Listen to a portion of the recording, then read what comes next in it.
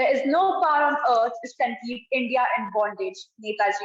Greetings everyone, I Rythm Sharma of Mira Model School is here to pay a tribute to Netaji Subhash Chandra Bose.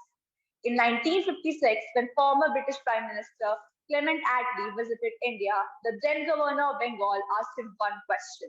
He asked that after the Quit India movement subsided in 1942, there were no significant freedom movements in India. Then, in spite of having the opportunity to rule India, why did you leave?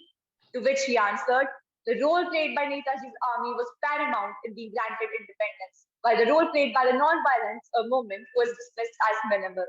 And this one statement itself was enough to question the version of history they're taught in school textbooks.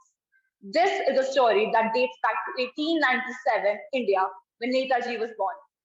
A time where India was completely at the mercy of colonial rulers, and all thanks to their kindness, India was sinking in poverty. During this time, very few people could actually afford a decent standard of living, and fortunately, Netaji's family was one of them. But as Netaji started growing, he started noticing the atrocities caused by the British in India. He saw how these people came to our own motherland and had the audacity to put out boards outside hotels that said, "Dogs and Indians not allowed." He took them so personally that when he saw his college professor harass Indian students, he slapped him.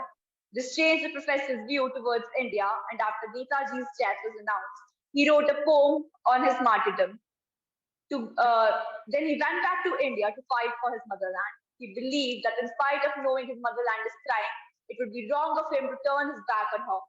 He quickly climbed the ladders of Congress and was always at odds with Gandhiji.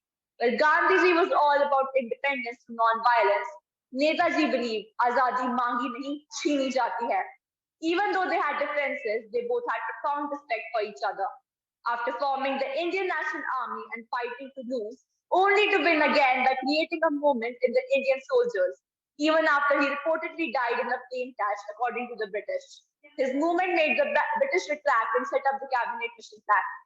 Netaji, if you are watching us from the heaven, we all wish you a very happy birthday. You truly are our hero. This was Rythm Sharma. Thank you. Ladies and gentlemen, as students of Delhi Public School, Bangla East, we, Ashriya and Melanie, are excited to announce that Edu TV has started a movement for higher education for all. We are proud to inform you that corporates and Indian private universities have joined this movement by offering scholarships to eligible schools across the Indian subcontinent, Southeast Asia, Gulf countries, and Africa. These scholarships are based on merit, sports, extracurricular activities, need-based, principal's recommendation, innovation by students, girl scholars, wards of defense personnel, daughters and sons of teachers, admission aspirants from remote places, SAARC country aspirants, students who studied in war zones, single parent, students with more than 2 siblings, and students whose parents are not eligible for bank loans. This is a fantastic opportunity for many students, and we are thrilled to see the positive impact it will have on their education.